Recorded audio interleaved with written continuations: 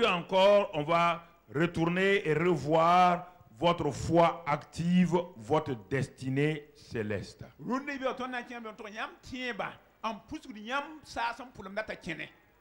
Mon frère, ma soeur, d'un côté, il y a Dieu. L'autre côté, il y a le croyant. Il y a, disons, l'homme. Ce grand Dieu-là, qui est l'auteur de toutes choses, ce Dieu-là, de façon souveraine, par sa grâce, décide de faire de cet homme-là un instrument pour impacter sa génération. L'initiative vient d'abord de Dieu. Et il va envoyer une parole à l'homme. Maintenant, ce que Dieu attend de cet homme-là, c'est que cet homme-là accepte ce que la proposition de Dieu agisse selon cette proposition-là, tout en proclamant devant le monde entier, le monde spirituel et naturel, ce qu'il a reçu de Dieu.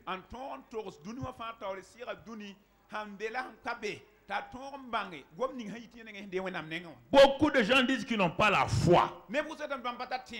Et beaucoup de gens s'en vont pour prier. Je crois que depuis qu'on enseigne 3 mois là, tu ne dois plus dire cela. Mon frère, ma soeur, dans Éphésiens 2, versets 8 et 10, il est écrit là-bas, car c'est par la grâce que vous êtes sauvés par le moyen de la foi. Il n'y a pas de salut sans la foi. La grâce vient de Dieu et il va donner la foi à cet homme-là. Donc la grâce et la foi, tous les deux viennent de Dieu. Donc il va donner la foi à cet homme. La deuxième partie du verset dit, donc, et cela ne vient pas de vous. La grâce ne vient pas de moi.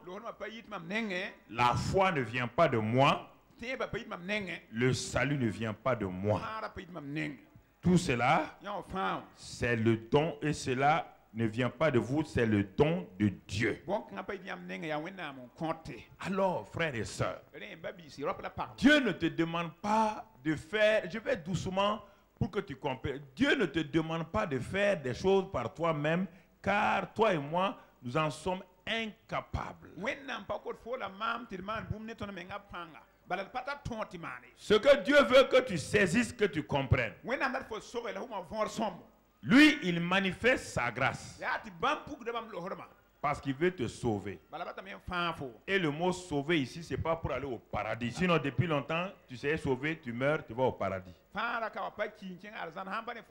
faut bien comprendre, quand on parle du mot sauver, on ne parle pas du salut de l'âme. Il y a 7 choses dans sauver qu'on veut dire sozo. Premièrement, il te sauve de l'enfer. Il te sauve du péché. Il te sauve de la malédiction. Il te sauve de la maladie. Il te sauve de Satan et de ses démons. Il te sauve de la pauvreté. On appelle ça délivrance. On appelle tout ça là. Voilà le mot sauver. Donc, Dieu me dit qu'il est impossible à un homme de se sauver lui-même par lui-même. Et que lui, il est l'initiateur du salut au complet, pas le salut pour aller au paradis. Si le salut était pour aller au paradis, chaque fois qu'un homme est sauvé, le lendemain, il doit aller où? Il doit aller où? Regardez quelle erreur les gens ont dans leur tête. Tu es sauvé pour un but. Pour accomplir les autres éléments du salut là. Tout ce qui contient dans le mot salut là, toi tu dois l'accomplir. C'est pourquoi le verset 10 dit, car et nous sommes son ouvrage. Dieu nous a sauvés pour faire de nous son ouvrage. Je vais aller pour que, parce que les gens sont pressés, ils sont pressés pour aller où, je ne sais pas. Tu n'as pas encore pointé. Est-ce que même si tu es pressé, si tu ne passes pas l'examen de passage, tu peux aller au CP2? Hein? Tu n'as qu'à te presser, comment tu vas aller au CP2?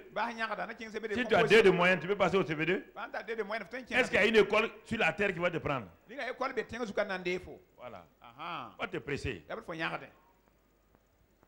Pas te presser. Tu n'as pas la moyenne encore. Tu n'as pas de résultats. Et homme de Dieu, tu n'as pas de résultats. Si tu parles à gauche, à droite, mais vous n'avez pas de résultats. Ce n'est pas les grandes paroles, on va aller ici. Non, non, non. Tu n'as pas de résultats. Regarde, regarde.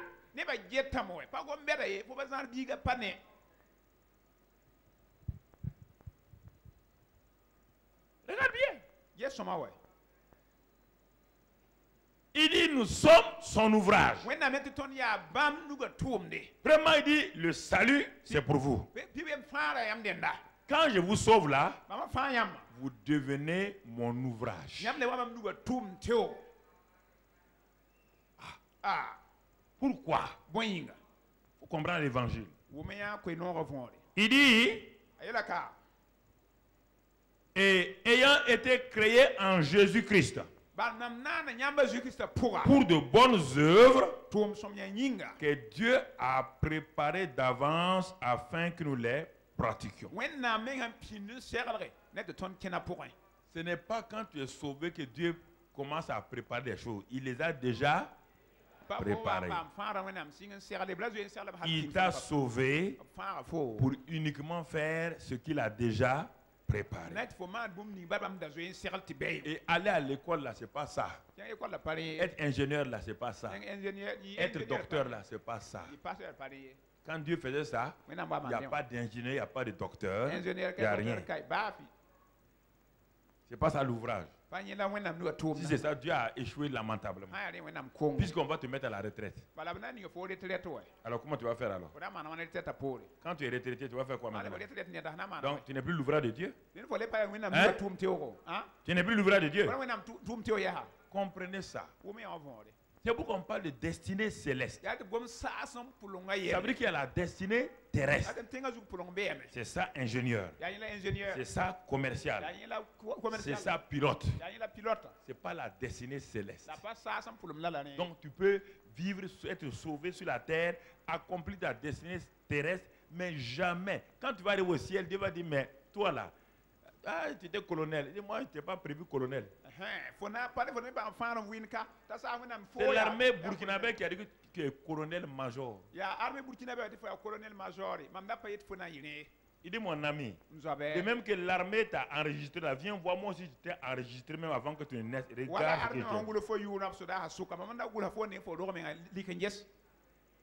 quand je vous dis ça, il faut bien comprendre. Vous n'êtes pas sauvé pour continuer à faire ce que vous voulez, les 400 coups, et puis maintenant vous préparez à aller au paradis. Ça, c'est pas vrai.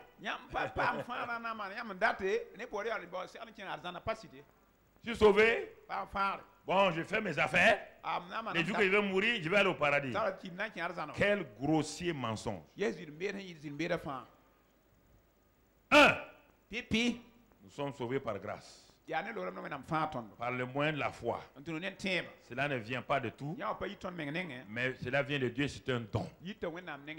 Pourquoi m'as-tu sauvé? Pourquoi as-tu fait tout cet effort pour me sauver? Pour faire de toi mon ouvrage.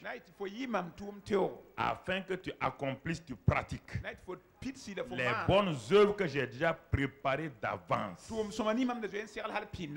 Pas à partir du jour de ta nouvelle naissance. Non, que j'ai déjà préparé d'avance, avant que tu ne naisses, je les ai déjà préparés. Tant que tu n'as pas cette soif-là, de connaître ça là, tu vas être tout le temps en train de prier, Seigneur, tu vois, il me faut un poste ici, il me faut un travail là, il faut que je sois chef de service ici, il faut que je sois un bon évangéliste là. Ça, c'est pas l'ouvrage de Dieu. C'est toi, ça, c'est ta demande. Ça, c'est la prière. Ça n'a rien à voir avec l'ouvrage de Dieu.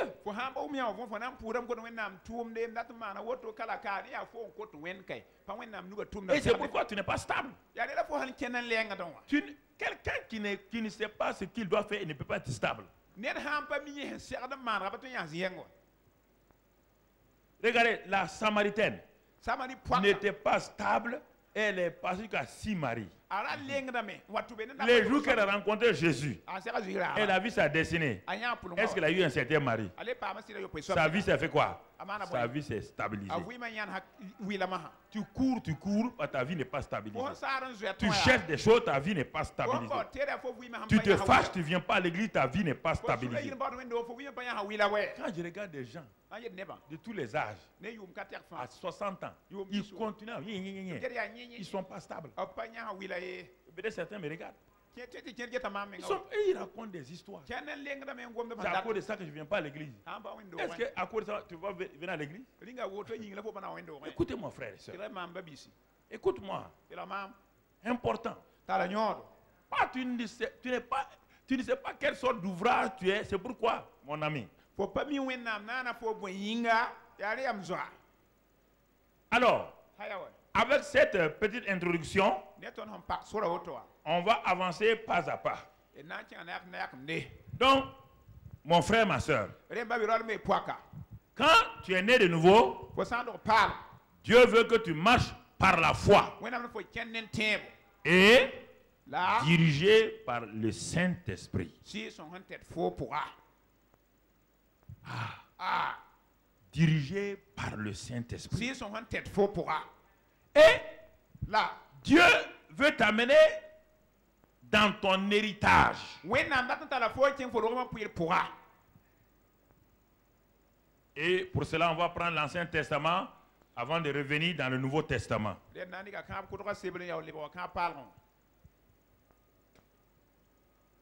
Dans l'Ancien Testament, Dieu a sauvé le peuple d'Israël.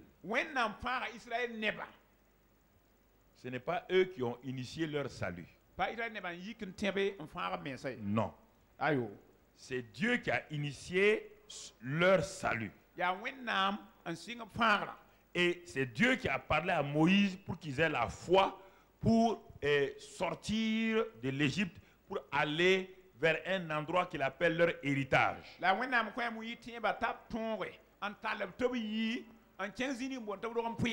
Cet héritage-là, ça s'appelle Canaan. La terre promise. C'est Dieu qui a tout fait. Mon frère, ma soeur. Donc, ils sont devenus l'ouvrage de Dieu. Pourquoi? Pourquoi Dieu les a-t-il sauvés? C'est ça qu'ils n'ont pas compris.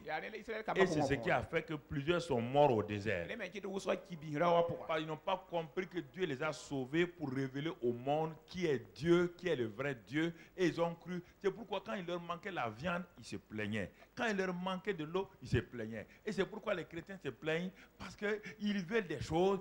Il y a longtemps, Dieu aurait dû faire de moi ministre. Il m'a fait ministre. Dieu aurait dû faire de moi un milliardaire. Mon ami, Dieu ne t'a pas sauvé pour être milliardaire. Ça, c'est pas le but de Dieu.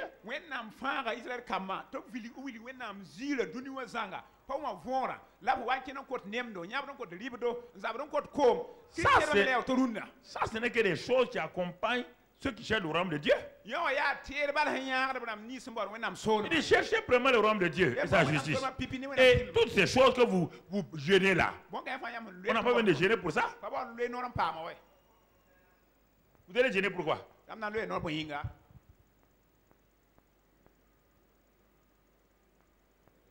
Mais de gêner. Si c'est ça là, ma vie doit te parler. Je suis descendu ici 3 jours. Le 1er août 75, le 3 août 75, j'étais directeur. Alors que mes camarades faisaient 1 an de stage pour être confirmés aux fonctionnaires, moi j'étais directeur 3 jours quand je suis descendu dans ce pays-là.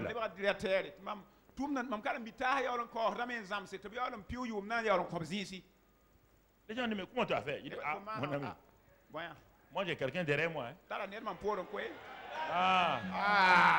Qui tu as derrière toi? Qui est derrière toi? C'est ça, je n'ai pas jeûné, je n'ai pas prié. Dès que je suis venu, je suis allé me présenter au ministre. C'était le ministre Zoma. Je suis allé me présenter. Je viens d'arriver. Comme je vous ai écrit là, j'ai fini mes études. Je suis à la défense de la République. Il dit, mon ami, on t'envoie à l'ONAC. Tu deviens directeur de la promotion des échanges commerciaux du Burkina. Allez. J'ai jeûné. J'ai prié. Est-ce qu'il sait qu'est-ce qu'un directeur? Étudiant, 3 jours, directeur. Vous êtes en train de jeûner pour être chef de service.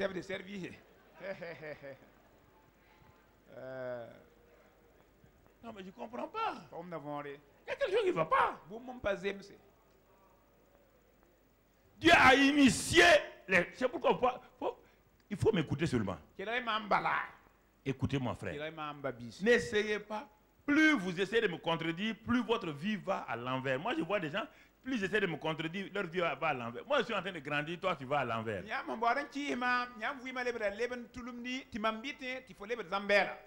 Oui. Dieu les a sauvés.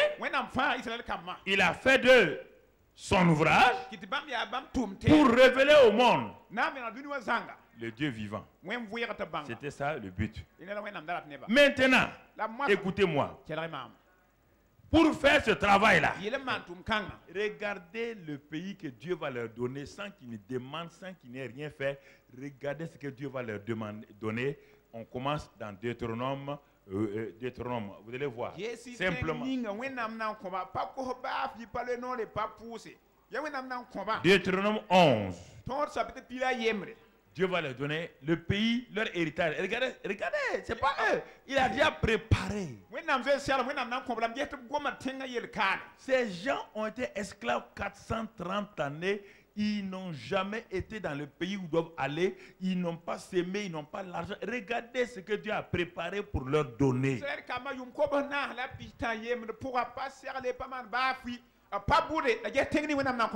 Dieu dit, le pays, votre héritage, là où vous allez partir, là, c'est un pays dont moi-même l'Éternel, je prends soin et sur lequel j'ai continuellement les yeux du commencement à la fin de l'année. Quelle assurance!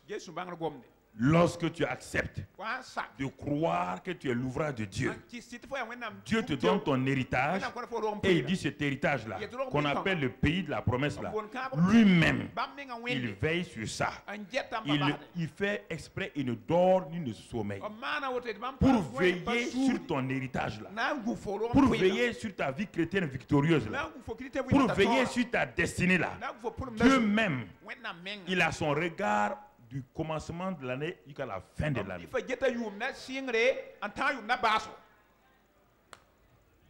La présence permanente de Dieu autour de ta vie. Mais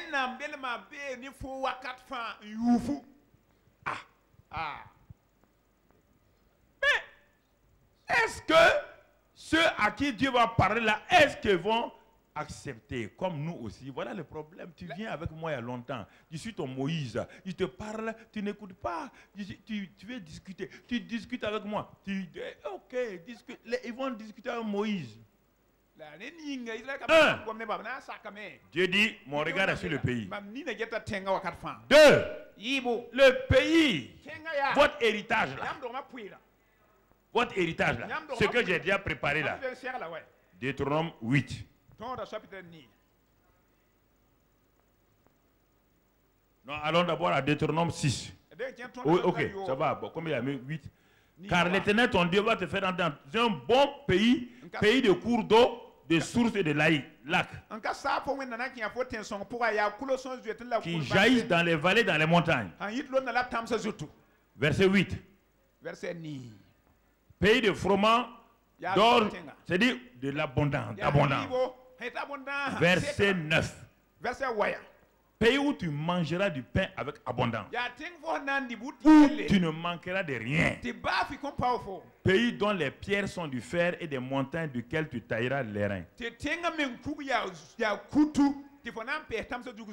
Regardez comment Dieu décrit notre héritage. Il décrit ton héritage, le royaume des cieux, là où tu dois vivre là. Mais pour beaucoup de gens qui écoutaient Moïse, c'était trop beau pour être vrai.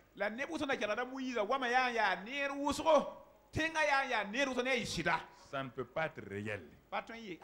C'est pourquoi tu viens régulièrement et tu n'arrives pas à accepter ce que je te dis. Regarde-moi, mon ami. Il faut me regarder. Il ne faut pas regarder à gauche, à droite. Regarde-moi. Est-ce que je suis dans l'échec? Je suis dans l'échec. Pourquoi tu veux regarder les gens qui échouent? Est-ce qu'ils ont regardé Moïse? Hein? Non! Ce n'est pas fini. Tout dans Deutéronome 8. Verset 12. Verset 12. Lorsque tu mangeras, tu rassasieras. Et il dit ici, il dit lorsque tu bâtiras et habiteras de belles maisons. Ça dit que ça c'est les nouvelles maisons, mais il y a déjà des maisons qu'il a déjà préparées. Si tu ne veux pas ça, tu peux bâtir des nouvelles.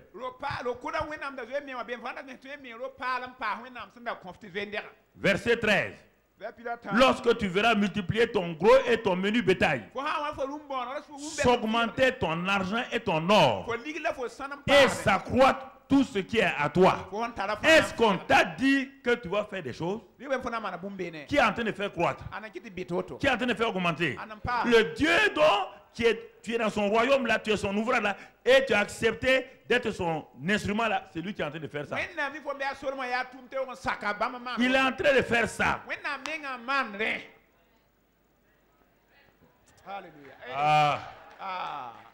Frères et sœurs, le jour que vous allez accepter la révélation, vous voulez aller écouter des télévisions où on fait, oui, moi, ce que j'ai là, je suis la force douce. Vous comprenez? Je ne suis pas une pluie violente qui casse les arbres et tout. Je suis une pluie douce.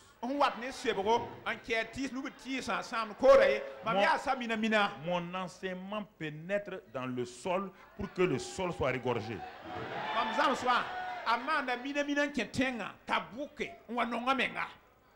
Mon ami, écoute-moi. Quand on t'enseigne, toi qui es médecin, quand on t'enseigne à l'école de médecine, tu as déjà vu le professeur d'obstétrique ou le professeur de gynécologie qui est venu, il dit aujourd'hui on fait gynécologie. Voilà, une femme, on enseigne une femme comme ça, et puis elle accouche demain, allez, voilà, l'enfant crie, allez. Est-ce que tu pourrais être médecin? Avec ça, tu peux être médecin? Qu'est-ce qu'il fait? Il prend leçon par leçon. Et il va avec des démonstrations. Et il regarde si tu as compris. Et 2 mois après, il fait un devoir pour voir si tu as compris ce qu'il a enseigné. Est-ce que tu te révoltes? Est-ce que tu te plains? Parce que tu veux devenir quoi? Et tu es patient. Quand moi je viens te dire, je vais te rendre un roi, là tu refuses. J'ai la capacité de te rendre roi. Écoute-moi, hein, c'est pas amusement. J'ai la capacité de te rendre milliardaire, mais j'ai la capacité de te rendre pauvre aussi.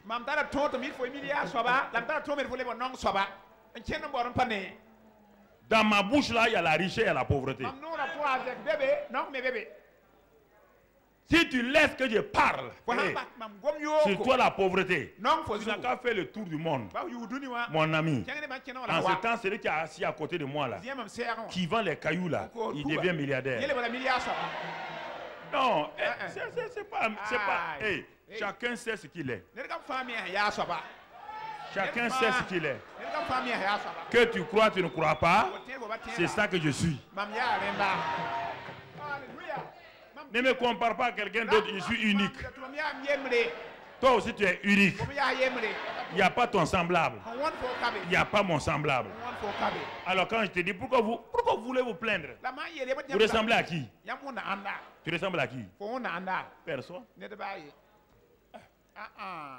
Vous voulez ressembler aux gens, c'est ça votre problème? Ah, tel frère est ici, je vais faire ça. Est-ce que tu es comme lui? Laisse ça tomber. Ouais, ma part. Donne-moi ma part. Et dans ta part, tu es roi. Chacun est roi dans son domaine.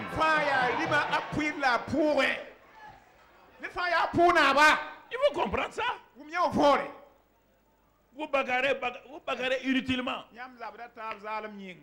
Inutilement. Ah, frère. Verset 17. Toujours dans Deutéronome 8. Garde-toi de dire en ton cœur, ma force et la puissance de ma main m'ont acquis ces richesses. Les richesses que j'ai mis pour toi, il ne faut pas t'asseoir un jour pour dire, ah oui, c'est moi. Dieu dit attention, hein. C'est ça qui fait que beaucoup de chrétiens sont bloqués. Mon frère, comment tu as fait pour être béni? Assois-toi. J'ai commencé comme ça. J'ai versé beaucoup de sueur. Tu ne sais pas que la sueur, c'est malédiction? L'homme a commencé à verser la sueur pour gagner son pain quand Dieu a maudit quoi? Avant ça, Adam suait. Adam suait.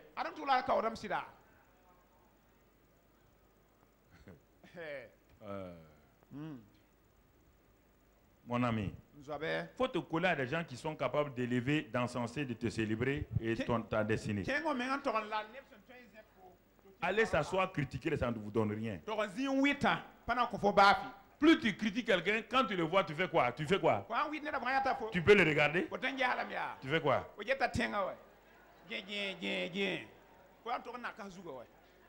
Ça veut dire que tu es en dessous de lui? Tu es en dessous de lui? Tu ne peux pas le regarder. Frères et sœurs. Verset 18. Ou bien on a déjà lu. Souviens-toi de l'Éternel, ton Dieu, car c'est lui qui te donnera la force pour les acquérir ces richesses, afin de confirmer comme il le fait aujourd'hui son alliance qu'il a jurée à tes pères. Deutéronome 6, on vient maintenant à Deutéronome 6. Tout ça, c'est notre héritage, l'héritage que Dieu a donné aux enfants d'Israël, des esclaves qui sortent de l'Égypte. L'Éternel, ton Dieu, te fera entrer dans le pays qu'il a juré à tes pères, à Abraham, Isaac et à Jacob, de te donner. Tu posséderas de grandes et de bonnes villes que tu n'as point bâties. Est-ce que...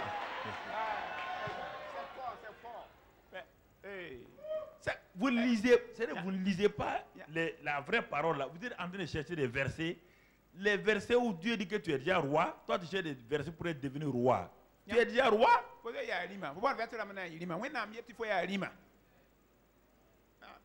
Il dit que tu donnes des grandes villes que tu n'as même pas quoi bâti. Que tu n'as pas bâti. C'est ça qu'il dit dans Matthieu 6, 33 là. Cherchez premièrement le royaume de Dieu et sa justice, et toutes ces choses là vous accompagnent. Vous accompagnent.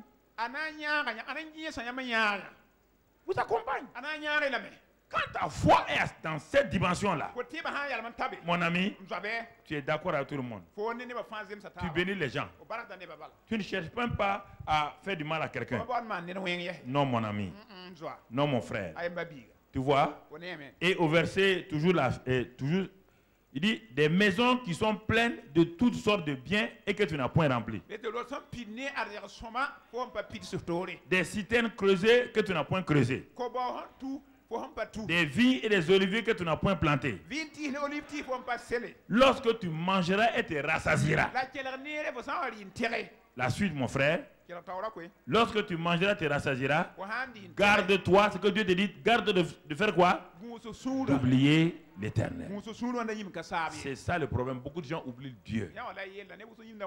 C'est pourquoi leur prospérité ne dure pas. Exode 23 maintenant, toujours le pays. Ce n'est pas seulement dans le domaine financier, matériel. Ce pays, la promesse, ce pays que Dieu nous a donné là, Exode 23, 25. Est-ce que ça concerne ma vie physique et tout? Vous servirez, voilà. Il vous a fait de vous son ouvrage pour servir l'Éternel, votre Dieu. Et il bénira votre pain et vos eaux. Et j'éloignerai la maladie du milieu de toi. Tu vois? Il va faire quoi? Éloigner. La maladie est venue. Il n'a pas dit que la maladie ne viendra pas.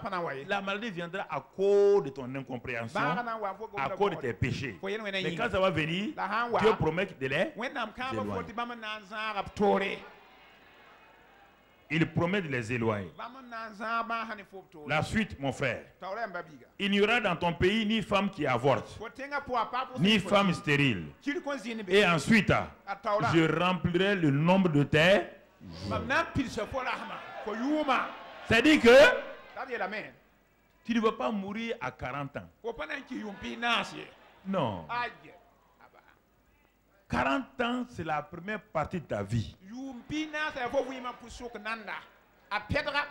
C'est la première partie de ta vie. C'est la jeunesse qui est en train, la première partie de la jeunesse qui est en train de rentrer dans la maturité. Tu comprends? Ça, c'est important. 3 fois 40. 120. Amen. Et dans ça, Dieu dit maintenant, c'est 120 ce que Dieu a donné. Ah, je sais ce que tu vas dire. Et 70-80 là. 70-80, c'est ta foi qui te donne 70-80. Et ta manière de te comporter. Dieu a donné 120. Il dit maintenant, 70-80 là, si tu n'as pas la foi, si tu ne manges pas bien, si tu manges des porcs au four tout le temps, si tu ne manges pas la bonne nourriture, si tu ne fais pas des exercices, si tu ne bois pas assez d'eau, tu ne vas pas atteindre 120. Peut-être tu vas t'arrêter à la borne inférieure 70 et la borne supérieure 80. C'est pas Dieu. Vous dites, ah, c'est Moïse qui a dit. Moïse a dit, lui, mais il est mort à quelle année? Il est mort à 81 ans. Vous dites, c'est Moïse qui a dit. Pourquoi lui n'est pas mort à 80 ans? Téléphone lui, demande-lui, toi tu parles comme ça là. Dieu a dit 120, toi tu dis 70. Quand Moïse mourait, est-ce qu'il portait des lunettes? On dit que ses yeux étaient quoi? Clairs. Regardez, ça c'est l'Ancien Testament. Avec le sang des boucs et des taureaux. Ils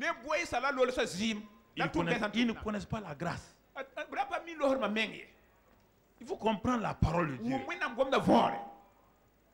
Voilà le pays là. Ce n'est pas fini. Le verset 27. J'enverrai ma terreur devant toi. Normalement, le premier terroriste, c'est toi.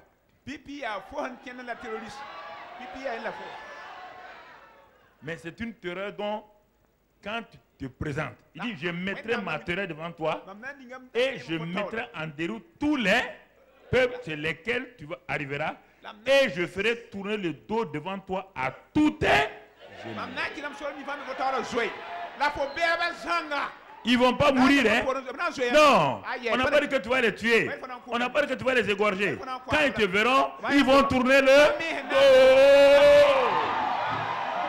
Alléluia. Ils vont dire la femme elle est dangereuse. Ah! Elle est dangereuse. La femme elle est mort puissante. Quand tu la rencontres, tu frémis. C'est ça, mon ami. Alors, je vous pose la question. Voilà le pays là. Et ça, c'est Canaan. Mais nous, notre Canaan, au royaume des cieux, est supérieur à ce Canaan. Ça, c'était l'ombre de ce que nous on doit avoir. Et nous, c'est l'ombre, c'est l'ombre. Malgré que ce soit l'ombre là, sur les 2 millions qui sont sortis, combien sont rentrés? 2. C'est ça qu'on va voir maintenant. Dieu donne les choses. Et Dieu, il dit, c'est par le moyen de la foi. C'est pourquoi votre foi active votre destinée céleste. Votre foi active votre destinée céleste. Regardons rapidement. Galates 3, verset 7. Galates 3, verset 7. Pour comprendre quelque chose que je vais développer maintenant. Reconnaissez donc. Donc on a sauté des enfants naturels d'Abraham pour venir aux enfants spirituels. Il dit reconnaissez donc que ce sont ceux qui ont la foi qui sont fils de qui? Alors si vous êtes fils d'Abraham, vous êtes en même temps quoi? Héritier. Alors, vous êtes héritier. Fils d'Abraham, héritier. Donc, héritier avec qui? Avec la descendance naturelle d'Abraham, les Juifs. Toi, tu fais partie des païens. Mais dès le moment où tu crois en Christ, Dieu te met automatiquement sur la liste des héritiers. Tu rentres dans la postérité d'Abraham par Jésus-Christ. Et tout ce qui appartient aux enfants naturels d'Abraham t'appartient. Et toi, tu as plus qu'eux encore, parce que toi, tu as le Saint-Esprit en toi, que eux, ils n'ont jamais eu. Ils n'ont jamais eu ça. Il n'y a que 3 catégories de gens qui ont eu le Saint-Esprit. Mais ici, maintenant, nous sommes un royaume de sacrificateurs, de rois remplis du Saint-Esprit.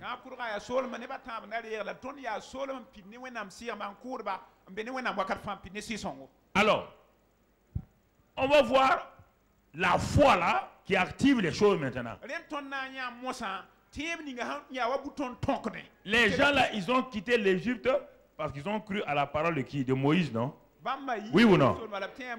Donc, ils ont eu la foi. Ils ont quitté. Ils ont commencé à cheminer, à marcher par la foi. Mais ce que je vais vous dire là, la foi et l'incrédulité naturelle se côtoient régulièrement dans votre cœur. J'ai dit l'incrédulité naturelle. Ou les 5 sens. La foi est spirituelle. Vos sens sont naturels. Comme vous ne pouvez pas enlever vos sens naturels pour jeter, vous devez les faire contrôler par votre esprit. Parce que vos 5 sens là, la vue, l'odorat, le toucher, c'est ça qui vous permet d'être en contact avec le monde naturel.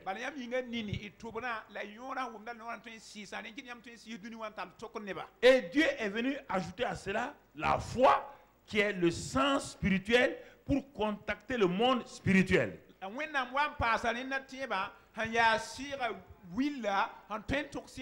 C'est une autre chose que je vais t'introduire ce matin. J'ai déjà dit ça, tu n'as pas compris. Donc, au moment où tu marches là, tu as la foi. Tu ne prends pas garde. Car tes sens naturels là, eux, ils marchent par les sensations, ils marchent par la vue, ils marchent par les symptômes et ils s'en foutent de la parole. Est-ce que tu m'entends? Est-ce que vous m'entendez? Est-ce que les 5 sens cherchent la parole? Ils cherchent quoi? Quand ils ont faim, on doit faire quoi? Quand ils sentent la bonne odeur, ils veulent quoi? Ils veulent voir avant de croire. C'est ça. Alors, tu deviens chrétien, mais comme Dieu ne va pas enlever tes 5 sens, tu n'auras aucun sens sur la terre. Il te dit maintenant, mon enfant, Tu as vécu avec tes 5 sens là pendant longtemps. Tu dis oui. Est-ce que tu as pu avoir la paix? Tu dis non. Est-ce que tu as pu avoir la ferme confiance? Tu dis non. Il dit c'est pourquoi je te donne la foi. Avec cette foi-là, tu dois contrôler les choses que tu vois, les choses que tu entends, les choses que tu touches. La foi est de qualité supérieure pour contrôler tout ce qui est matière, tout ce qui est physique, tout ce qui est visible. Mais si tu n'utilises pas la foi pour contrôler ces choses-là, alors ces choses-là vont bloquer ta foi. Voici le problème des gens maintenant. Oui ou non? Oui ou non? Alors si c'est ça, suis-moi. Sortons de l'Égypte. 2 millions de personnes ont vu la défaite de Pharaon. Ils ont vu la mort des premiers-nés de Pharaon sans pouvoir que ce Pharaon ait défendu ses enfants. Et ils sont passés par la mer Rouge. Le baptême d'eau. Au nom de Moïse. Ils sont passés. Ils ont vu leurs ennemis engloutis dans la mer Rouge.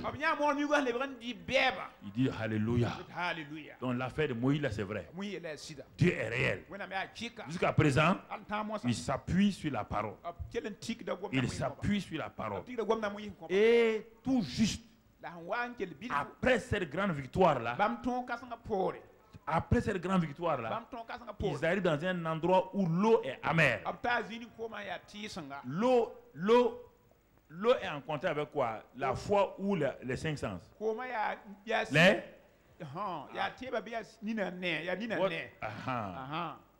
Ils ont soif. Ils ont vu l'eau. Et c'est ça, rapidement, ça fait tomber les chrétiens. Ils ont vu la mer Rouge s'ouvrir. Ils ont vu l'armée de Pharaon être engloutie. Maintenant, ils arrivent à l'eau. Ils ont dit à Moïse, on n'a pas besoin de foi ici. Moïse dit, ah bon? Delphi, on n'a pas besoin de foi. Non, non, c'est de l'eau. On a une bouche pour boire. Ok. Vous avez une bouche pour boire. Effectivement, quand ils ont bu, l'eau était quoi? La même bouche a fait quoi? L'eau qu'ils ont mis dans la bouche là, la même bouche a fait quoi? Elle a rejeté quoi? Maintenant, comme ils ne dépendent que de la vue, du goût, la foi est partie où? La foi est partie où? C'est ça qui t'arrive? La foi est partie où? Est-ce que la foi était là, oui ou non? Mais est-ce qu'ils l'ont utilisé pour dominer le goût, le sens du goût? Non. Tout de suite, ils ont oublié les miracles. Leur vie naturelle est revenue à la surface. Ils ont dit l'eau est amère. Si l'eau est amère, vous avez vu des miracles. L'eau.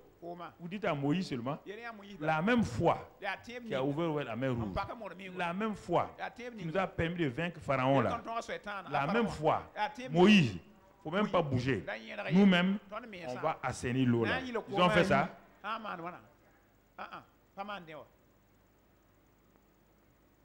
Tu es étonné? Il dit, ah bon? Vous n'avez même pas fait encore le 10e du voyage. Déjà, vous êtes planqué. C'est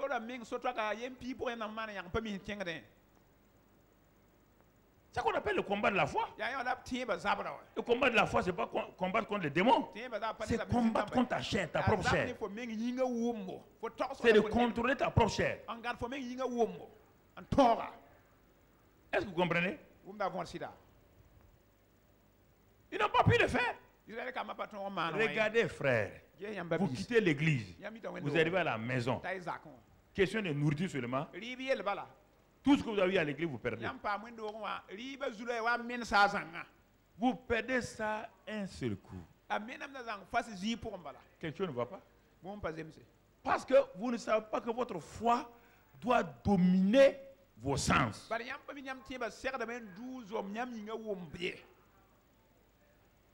Vous mettez la foi et vos sens au même niveau. Ça ne va pas. Puisque avant que vous ayez la foi, vous vivez par les sens. Et ça ne vous a rien donné de bon.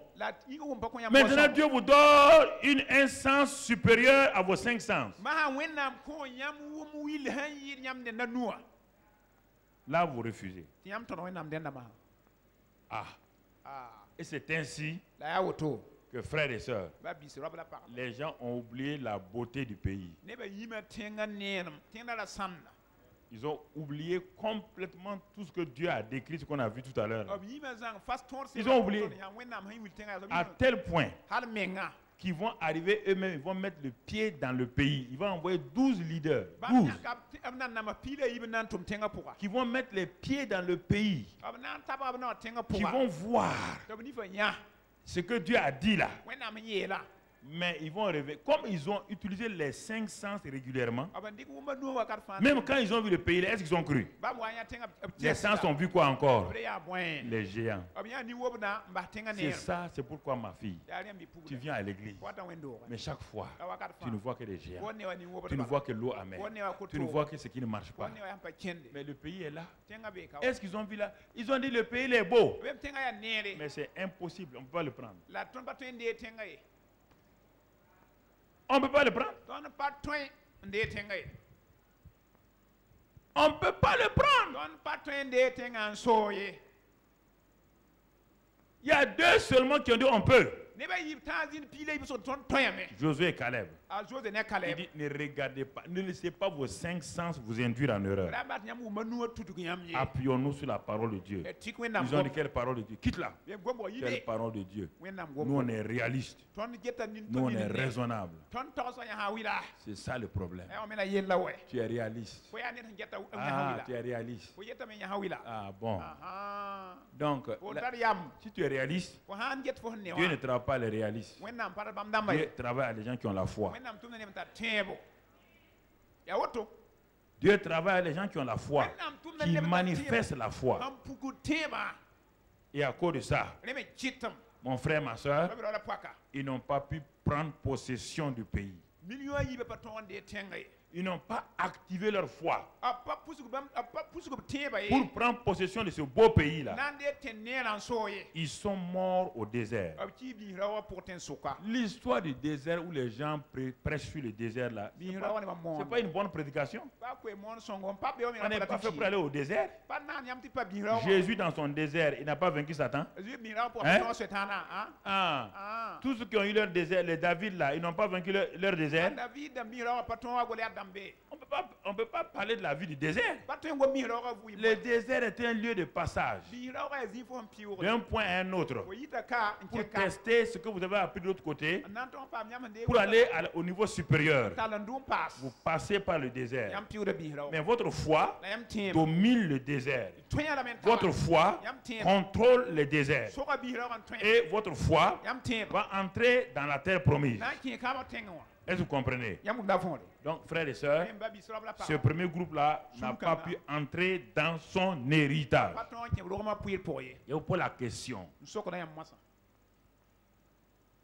Est-ce qu'ils étaient mauvais? Est-ce qu'ils étaient mauvais? C'était des gens qui commettaient adultère physique. Regardez leur vie. C'est des gens qui savaient louer Dieu. Qu'est-ce qui a empêché qu'ils n'entrent pas dans... Écoutez, frères et sœurs.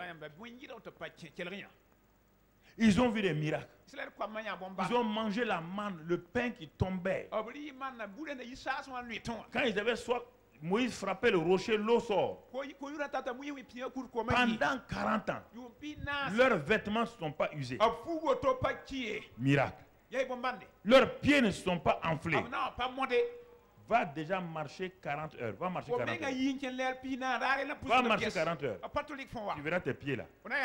40 ans. Les pieds ne sont pas gonflés. Les chaussures. Regarde le miracle. Les enfants sont nés. Ils n'ont jamais changé de chaussures. Mais ils portaient des chaussures. Regardez, frères et sœurs.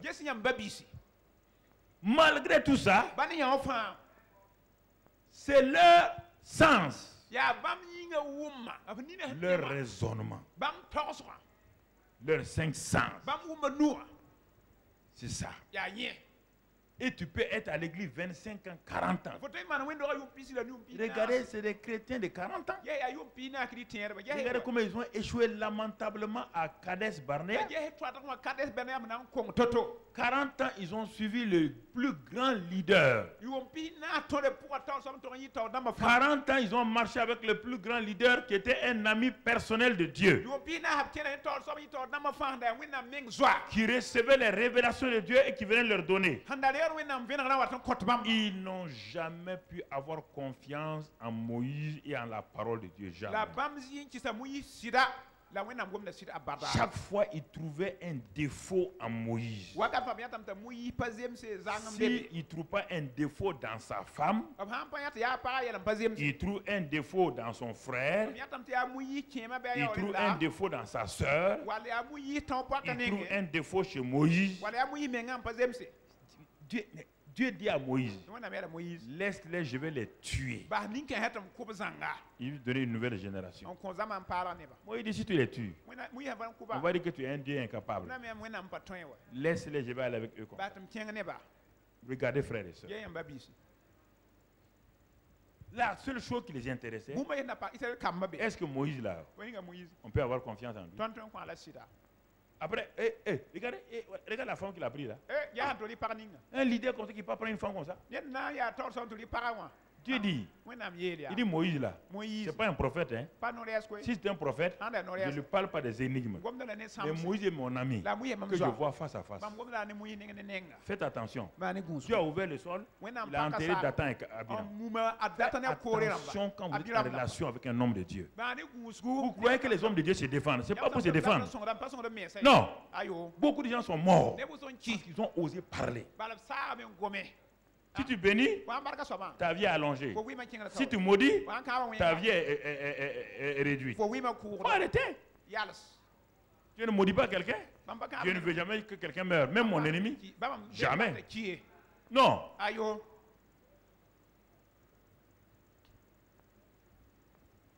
C'est pas moi qui l'ai créé. Dieu a dit, livre-le-moi et je fais descendre le feu sur lui. C'est pas toi qui l'as créé, tu ne peux pas le tuer. Livre-le-moi. Il dit à moi là, vengeance, à moi quoi là, rétribution. C'est pas à toi. Livre-le. À moi. Bénis-le seulement. Quand tu le bénis, le feu, mon feu tombe. Quand tu le maudis, mon feu tombe sur toi. Vous comprenez ça? Hein?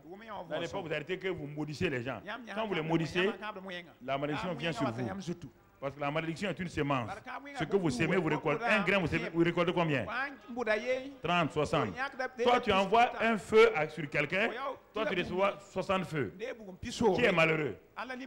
Toi ou bien lui? Quand tu vois la personne, ton cœur boue. Ensemble, la personne chante. Ensemble, ton cœur fait. Ces grimaces, ça sert à quoi? Ça lui fait quoi? Ça change sa taille? Ça change son habit? Mais pourquoi les gens sont bêtes comme ça? Quelque chose qui ne peut pas changer quelqu'un. Laisse-le. Tu ne l'as pas créé. Laisse-le. Tu ne l'as pas créé. Tu peux faire quoi? Ça, c'est la mentalité rétrograde. Si Dieu doit tuer des gens, il va te tuer. Toi aussi, tu fais du mal à quelqu'un, non? Si la personne aussi dit, tue mon adversaire, son adversaire c'est qui? C'est toi. Tu vas faire quoi? Dieu va te laisser? Faites attention, hein? Pas parler comme ça. Livrez vos adversaires à Dieu. Dieu va s'en prendre. Si c'est réellement ton adversaire, hein? Si réellement c'est un adversaire, ne pas prendre quelqu'un qui réussit pour dire que c'est ton adversaire. Ça, c'est la jalousie. Alléluia. Alléluia. Alléluia. Alléluia. Mon frère, ma soeur. Donc, on termine avec ce cas-là. Et on va voir un deuxième cas rapidement maintenant. Écoute ce deuxième cas-là. Ce cas-là est typique et écoute ce que je vais te dire. ceux qui ont été programmés par Dieu, à qui Dieu a dit voilà le pays, tant. Ils ne sont pas rentrés, sauf 2 de cette génération-là, avec les enfants qui n'ont jamais dit non. Très bien. Maintenant, allons dans le pays où Dieu a dit que le pays est bon. Allons dans ce pays même. Allons dans le pays là lui-même. Et dans ce pays qui est très beau là, ce pays où il fait bon vivre là, ce pays là qui est un pays où il y a de l'abondance, où il y a la prospérité, où il y a la guérison, la longue vie. On voit maintenant Josué et Caleb, ceux qui ont eu foi là, qui ont mis pied sur ce sol là de Canaan. Ils ont traversé le Jourdain. Ils sont maintenant sur le pays. Ils ont mis leurs pieds sur le sol de Canaan. Avec la nouvelle génération des enfants qui les suivent. Alors, Canaan, quelle était la caractéristique spirituelle de Canaan?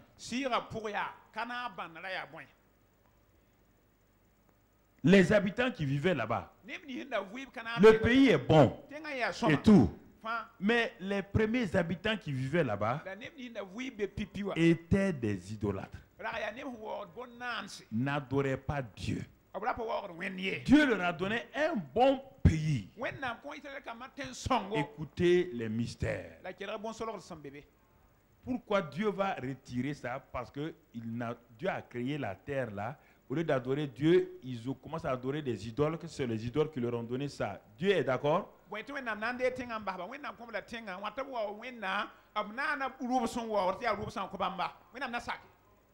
Alors, frères et sœurs, regardons dans ce pays-là. Allons dans Josué 2, verset 1 maintenant. Dans ce beau pays, dans ce glorieux pays, Josué, fils de Nun, fit partir secrètement de Sittim 2 espions en leur disant: allez, examinez le pays et en particulier Jéricho. Alors, d'aller examiner le pays et en particulier Jéricho. Jéricho est où? Dans le pays. Donc, Jéricho fait partie du pays. Oui ou non? Ok. Donc, le pays là est béni. Oui ou non? Le pays, c'est le pays de l'abondance. Tout ça. Le pays est bien. Et Jéricho est la première ville du pays.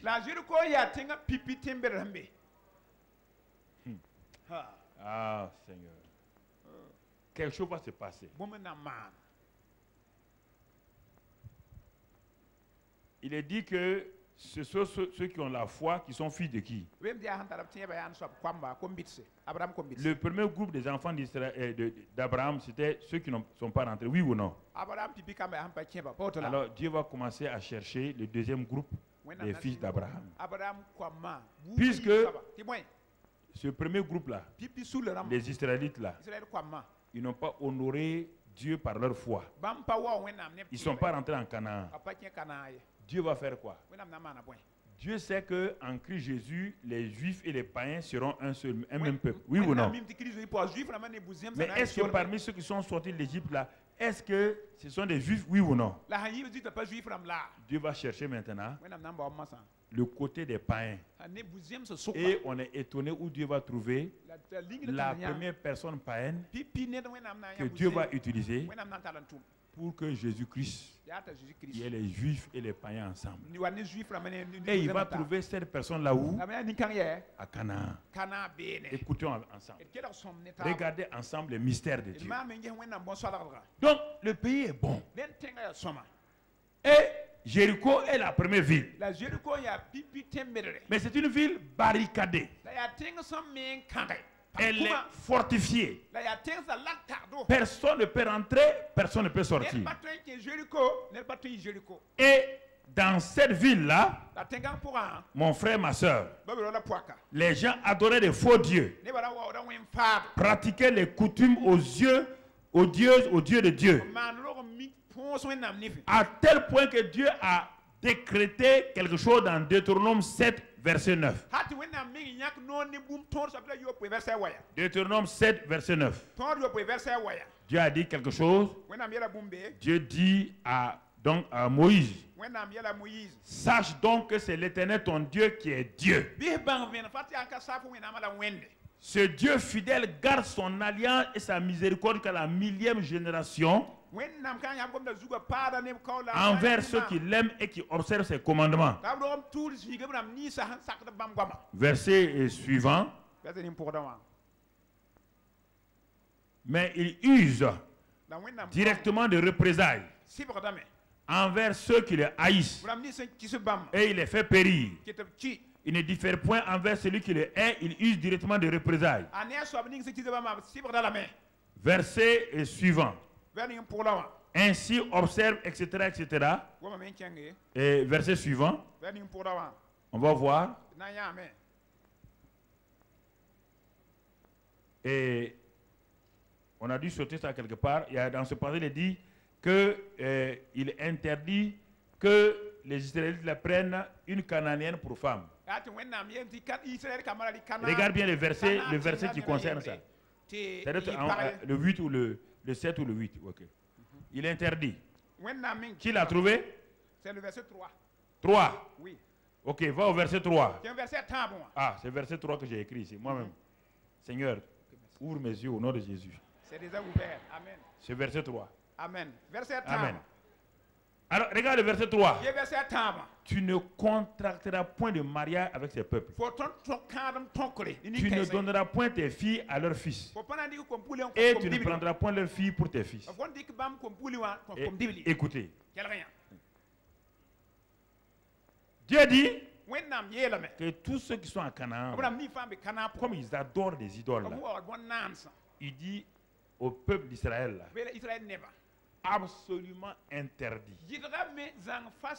de se marier à une Cananéenne. Interdit. Aucune Cananéenne ne peut faire partie de mon peuple. Écoutez le secret. C'est Dieu qui a parlé. Hein? Dieu a parlé. Deutéronome 7.3. Interdit. Retournons à Josué 2. On va voir quelqu'un. Ah, la foi fait des choses extraordinaires. Il faut bien comprendre. Allons au verset 1, toujours, Josué 2, 1. Et quand ils sont arrivés à Jéricho, ils partirent et ils arrivaient dans la maison d'une prostituée qui se nommait Rahab et ils y couchèrent. Donc, quand les espions sont arrivés, ils ont pu rentrer dans une ville qui est fermée. Ça, c'est le premier mystère. Mais ce n'est pas sur ça qu'on va rester aujourd'hui. C'est votre foi active, votre destinée céleste. Dans cette ville-là, il y avait une femme qu'on appelle Rahab. Et la Bible dit qu'elle est quoi? Prostituée. Et les gens l'appellent Rahab là.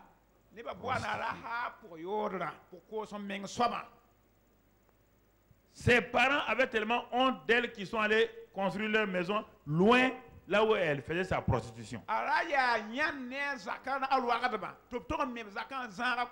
Voici une femme qui est à Canaan. Le pays de la promesse, le pays de la prospérité, le pays de la bénédiction, le pays de la sainteté. Et elle est pauvre, prostituée et célibataire endurcie. Elle n'a pas d'argent. Pourtant, elle est où? Elle est où? Elle est dans quel pays? Canaan, il y a quoi là-bas? Tout. Et elle n'a rien. À cause de quoi? Parce qu'elle adorait, elle et son peuple, les. Alors, tu vas t'arrêter là pour voir. Je vais revenir pour que tu comprennes. Premier groupe de gens. Le peuple de Dieu. À qui Dieu a donné le pays. À cause de leur manque de foi, ils ne sont pas rentrés. Deuxième groupe, ce sont les Cananéens dont leur représentant est Rahab. Elle est dans le pays où le lait et le miel coulent. Elle ne peut pas avoir le lait et le miel. Elle est obligée de vendre son corps pour avoir un peu d'argent. Regardez le contraste. Donc tu peux être dans le royaume des cieux à cause de ce que tu vis. Tu es comme Rahab. Alors que son nom signifie spacieux. Spacieux, large. Et la voilà à l'étroitesse dans une ville barricadée. Mais on va voir ce qui est étrange. Des gens à qui Dieu a donné des paroles de foi, ils sont venus se buter simplement à Kades Barnea, ils ne sont pas rentrés. Des gens qui ont vu des miracles, qui sont à l'église du désert, dont Moïse est le pasteur principal. Ils ont vu des miracles, mais leur foi n'a pas été activée avec persévérance. Ils ne sont pas rentrés. Regardons une prostituée, une rejetée, une misérable, qui est dans une ville fermée. Comment elle va s'en sortir, c'est ça qu'on va voir. Écoutez-moi, frères et sœurs. Vous dites que vous avez la foi. Mais c'est la foi ne vous fait pas rentrer dans le pays. Dieu va chercher quelqu'un d'autre. Dieu va chercher qui? Les yeux de Dieu parcourent la terre. Et les yeux de Dieu tombent sur cette femme. Donc, à Jéricho. Qu'est-ce qu'elle a fait? Quand elle a vu les espions là, en ce temps, la parole avait déjà couru tout le Moyen-Orient, qu'il y a un peuple puissant qui s'est levé. Écoutez, la foi vient de ce qu'on... Est-ce que Dieu a parlé à Rahab? Non. Dieu a parlé à Israël directement. Est-ce qu'ils ont accepté? Dieu n'a pas parlé à Rahab. Mais Rahab aura la foi à travers quoi? À travers les racontants des gens. Qu'il y a un peuple qui s'est levé. Un peuple puissant qui est en train de tout envahir. Dans le cœur de Rahab, une lueur, une flamme. Une flamme. Rahab sait que le pays où elle est là, ce pays va être donné à ce peuple-là. Rahab s'est positionnée. C'est ce qu'elle a entendu là. Elle a attaché son cœur. Elle était encore prostituée. Quand les gens la voient, les gens se moquent d'elle. Mais il y a une flamme qui est allumée dans le cœur de Rahab. C'est pourquoi les derniers viennent dominer les premiers dans l'église et ils s'en vont les laisser. Faites attention à ça. C'est pourquoi vous pouvez faire 100 ans à l'église. Les derniers viennent parce qu'ils voient Dieu comme Dieu dit qu'il est. Ils comprennent Dieu dans son caractère et ils viennent vous dépasser. Alors que vous, Dieu vous a tout promis. Rahab. Elle a vu les deux espions. Elle a su que ce sont les gens dont on parle là. Tout de suite, le fait qu'elle a entendu, qu'ils sont puissants, que leur Dieu est puissant et que leurs idoles à eux sont impuissants. Qu'est-ce que Rahab va faire? Verset 4 à 7. Verset 4 à 7. Qu'est-ce que Rahab va faire? Rahab va, elle prit les deux hommes et les cacha. Je te pose la question. Une femme qui dort avec tous les hommes qui viennent dans sa maison.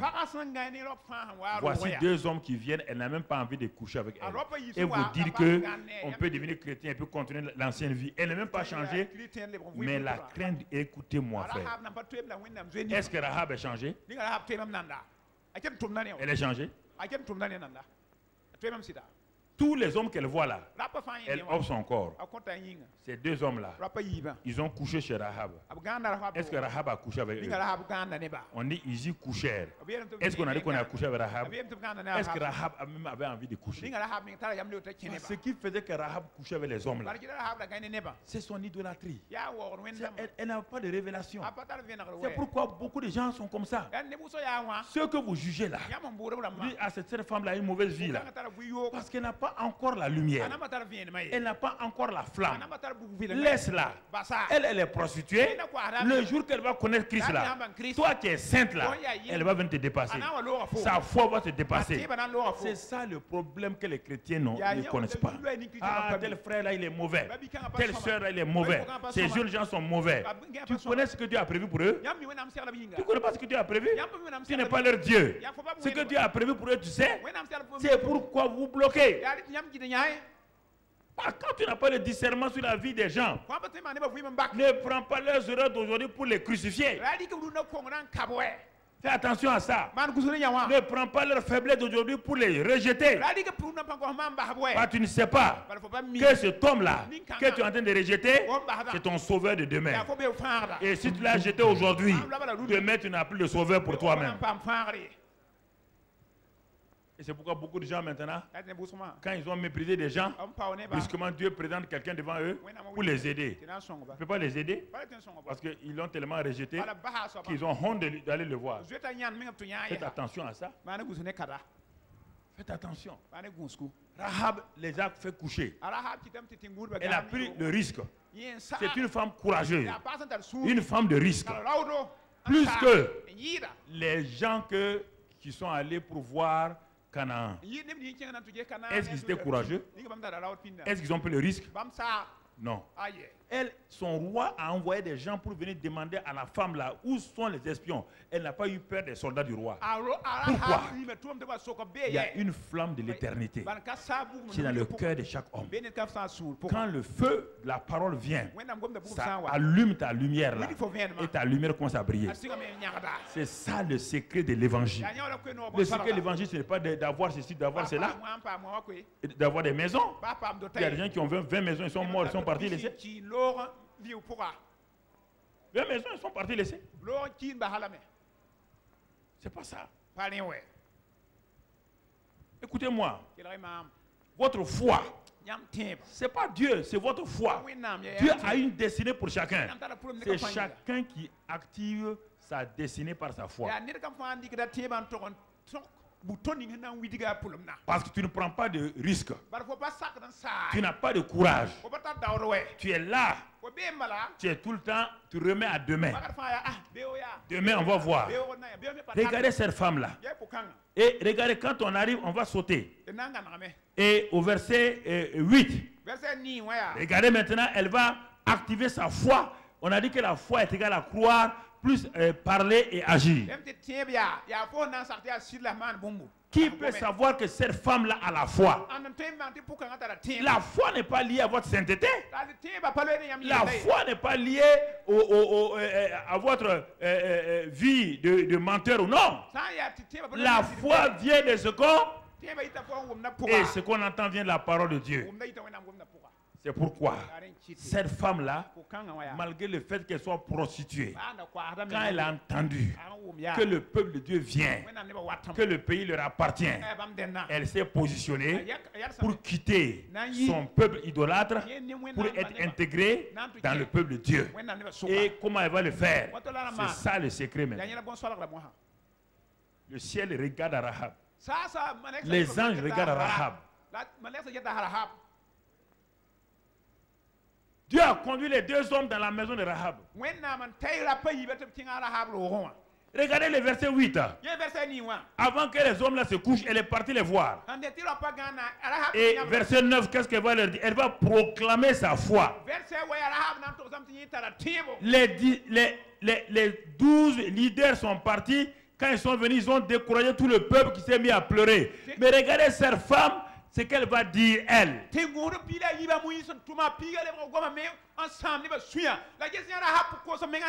Votre foi est manifestée par vos paroles, premièrement. Les 12 espions ont dit on ne peut pas. Il y a des géants. Le pays ne nous appartient pas.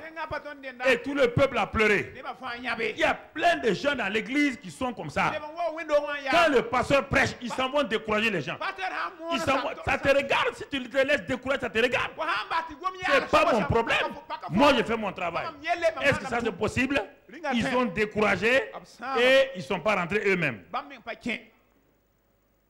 Mais cette femme-là, cette femme a simplement entendu que le peuple est en train de venir. Regardez sa foi, comment elle va l'exprimer. Regardez sa foi. Elle leur dit, l'Éternel. Où elle a eu ce nom-là? Elle adoratrice de qui? Des idoles. Est-ce qu'elle a dit Baal?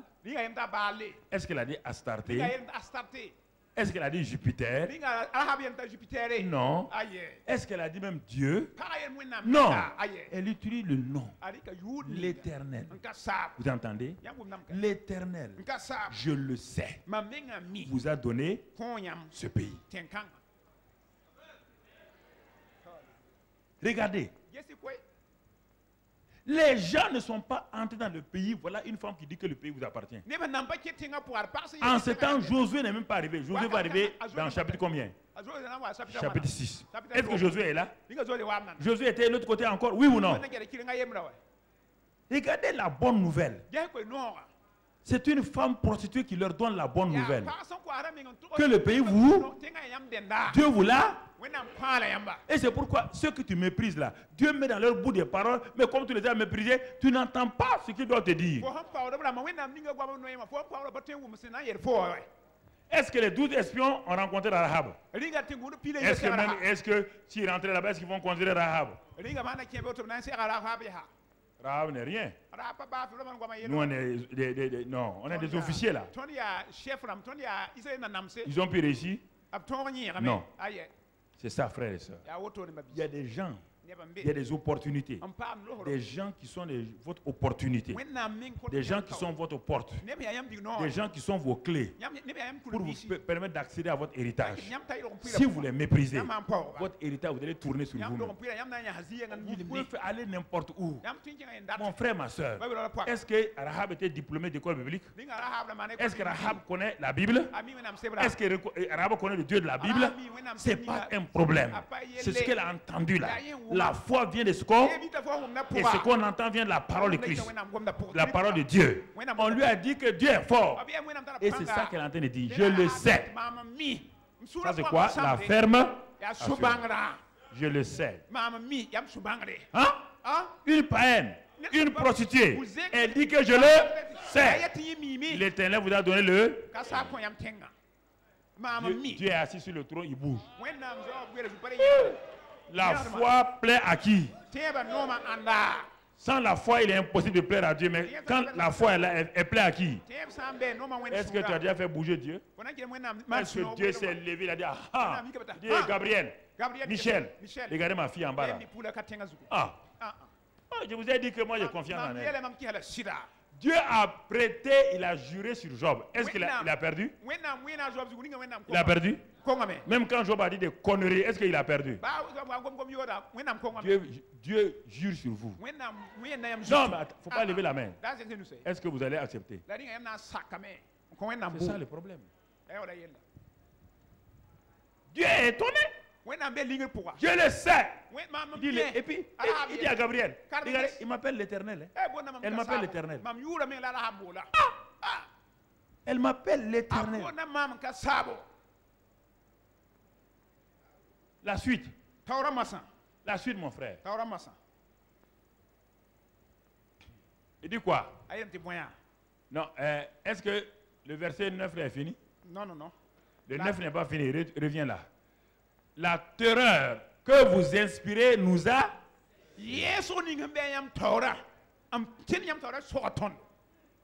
Quand tu entends ça de la bouche de ce qu'on appelle ennemi là, ta foi fait quoi?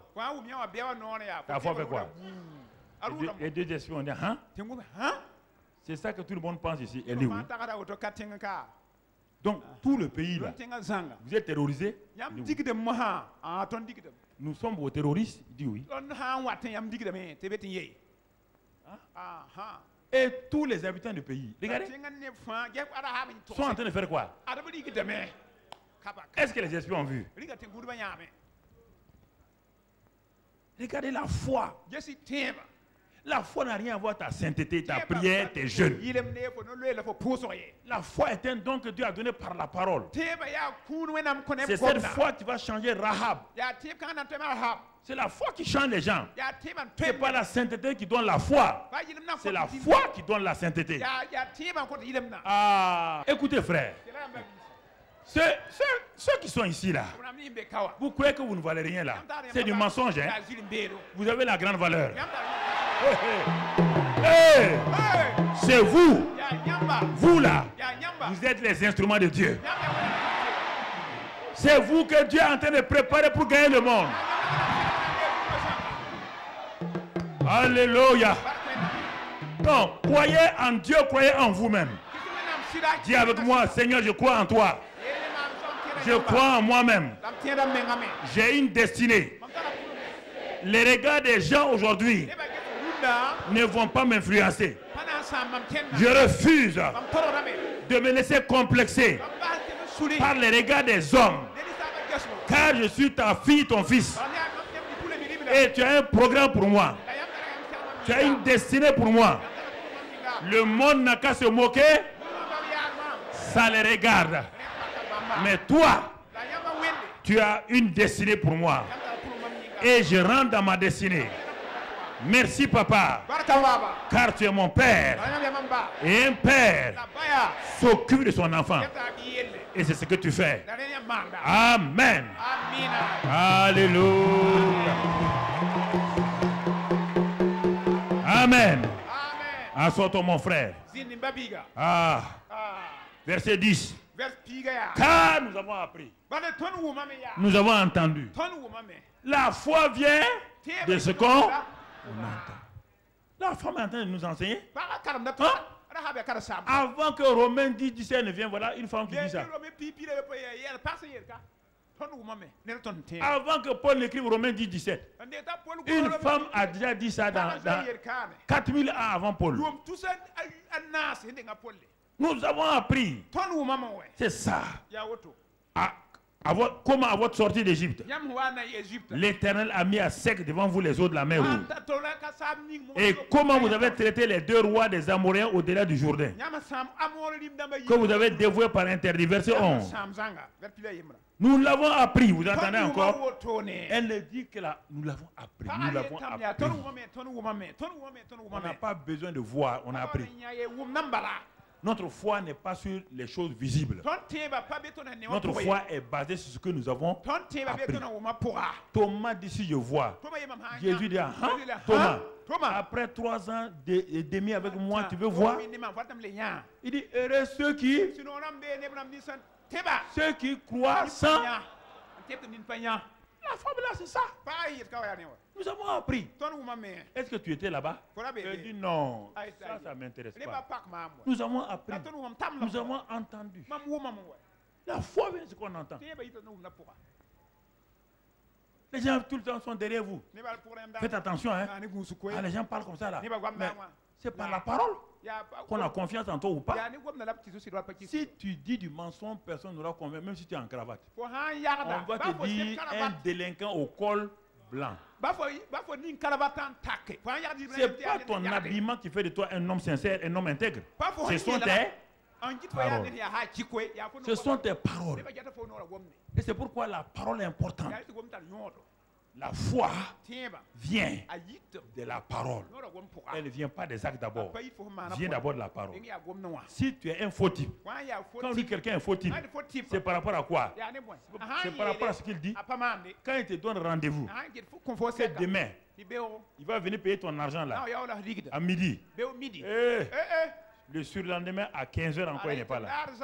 S'il vient, tu le vois, il enlève son mouchoir. Il dit, sans même te voir, il dit, Il se prépare pour mentir. Il est en train de se préparer. Tu lui demandes qui est mort. Ah, c'est ma grand-mère là-haut. Au moment où je me préparais pour venir te donner l'argent là, on m'a téléphoné du village. Que grand-mère est morte. Et comme c'est moi seul qui suis à Ouagadougou, j'ai pris l'argent là, je suis allé faire les funérailles. Tu comprends? Même si tu ne comprends pas, tu dis que tu comprends. Il te force à dire que tu comprends. Ce type là, tu as confiance en lui demain? Les faux types, c'est par rapport à leur parole. Est-ce que Dieu était un faux type? Alors pourquoi quand il vous dit quelque chose, vous ne croyez pas? La femme là, elle n'a pas vu. Elle a entendu. Et sur la base, elle fait des déclarations. Le pays vous appartient? Il vous appartient? Le pays vous appartient? Oui, bien. Nous l'avons appris. Et nous avons perdu courage. Et tous nos esprits sont abattus à votre aspect. Mais une femme qui est à l'avance, nous avons appris. Nous avons appris. Nous sommes quoi? Notre âme découragée, c'est où? À quel niveau? Au niveau de l'âme. Et nos esprits. Regardez bien. On dirait quel était mon enseignement sur connaître toi-même. On dirait qu'elle était là-bas. Elle a parlé des trois. Elle parle des trois. Mais une païenne. Où tu as appris tout ça? Elle dit, mon ami, ne cherche pas. Ne cherche pas. Parce que nous, on a soif. On sait que... Et regarde la suite. Lis la suite. Lis la suite. Lis-le. Car c'est l'Éternel votre Dieu. Qui est quoi? Qui est Dieu en haut, dans les cieux. Et en bas, sur la terre. Hey! Quand Dieu a entendu ça, tout le ciel, les chorales du ciel s'élèvent. Dieu Tout-Puissant. Parce que papa, bon Dieu s'est levé. Quand il a entendu ça, la femme l'a dit que je suis Dieu dans l'air. Et où encore? Il s'est levé, s'est arrêté. La chorale dit quoi? Dieu Tout-Puissant, quand mon cœur considère, oh oui, l'univers, oh, créé par ton pouvoir. Les espions sont étonnés. Les espions sont étonnés. Alors, voici une autre chose que la femme prostituée là va faire. Elle ne connaît pas les alliances. Elle n'a jamais entendu. Quand Dieu faisait alliance avec Abraham, elle n'était pas là-bas. Elle ne sait pas. La femme va elle-même créer une alliance. Elle va créer son serment. Ça veut dire que moi-même, je peux créer mon alliance avec Dieu. Dieu m'a fait entrer dans l'alliance de Jésus-Christ. Et moi maintenant, je vais entrer. Qu'est-ce qu'elle dit, le verset qui suit là? Regardez ce qu'elle va dire. Les espions sont étonnés. Eux-mêmes, ils ne savent pas. Il dit, et maintenant. La grâce, c'est quoi? C'est maintenant. Ça veut dire que la femme est en train de penser que bientôt son passé sera passé. Elle est en train de viser quoi? Le futur. Mais le futur est basé sur quoi? Le présent. Donc, elle va faire sa déclaration. Et maintenant, je vous prie, jurez-moi par l'Éternel que vous aurez pour la maison de mon Père la même bonté que j'ai eue pour vous. Donnez-moi l'assurance. Elle amène les espions à rentrer dans son alliance. Et si les espions rentrent là-dedans, qui va rentrer? Dieu lui-même va rentrer. Pourtant, écoutez, Deutéronome 7.3 a dit quoi? Qu'il est interdit qu'on marie qui? Une. Mais elle a pris un décret et elle va dire à Dieu, bloque ton décret pour le moment. Change ton décret, mets quelque chose d'exceptionnel. Elle va changer sa destinée. Une femme qui est interdite de mariage avec un Israélite. Ne vous limitez pas à des choses que les gens vous disent. Ne vous limitez pas à ce que vous avez comme diplôme. Ne vous limitez pas à ça. Il faut comprendre. Elle a une révélation. Regardez la suite. Elle dit de jurer. Il dit, faut jurer. Levez vos mains, jurez. Prêtez serment. 2 espions ont levé. Ils ont prêté serment. Il dit, vous n'avez pas quitté ici. Hein. Elle est devenue commandante. Les rôles ont changé. Et maintenant, je vous prie, jurez par l'Éternel que vous serez pour la maison de mon Père. La même bonté que j'ai eue pour vous. Regardez. Regardez l'amour qu'elle a. Ses parents étaient avec elle. Ses parents étaient où? Ils avaient honte de qui? Mais est-ce qu'elle a honte d'eux? Quand vous connaissez Dieu, vous sauvez vos familles. Vous n'avez pas besoin que les gens soient d'accord avec vous. Elle n'a pas dit sauve-moi. Elle dit non, non. Ayez la bonté pour qui? D'abord pour mon père, ma mère. Une païenne sait que l'autorité est importante des parents importants. Une païenne. Parce que la Bible dit que quiconque méprise son père et sa mère, il meurt jeune. Cette femme-là a décidé. La suite. Le verset qui vient. Le verset suivant. Que vous laisserez vivre mon père, ma mère, mes frères, mes sœurs. Ils font des mois et des mois sans venir la voir. Personne. Elle a déjà décrété quoi? Acte 16. Toi au Seigneur Jésus-Christ, tu seras sauvé, toi et ta. Regardez, elle est avant, elle a la page avant tout. Elle est en train de nous montrer l'évangile. Crois au Seigneur Jésus-Christ. Et dit, crois au Dieu. Mon ami, laisse le verset. Ce n'est pas mon visage là, c'est le verset qu'on doit voir. Et tous ceux qui leur appartiennent. Non seulement mes frères, et tous ceux qui leur appartiennent. Ça veut dire quoi? Leurs enfants, leurs frères, leurs cousins. Regardez frères. Et que vous nous sauverez de là. Elle s'est exclue de là.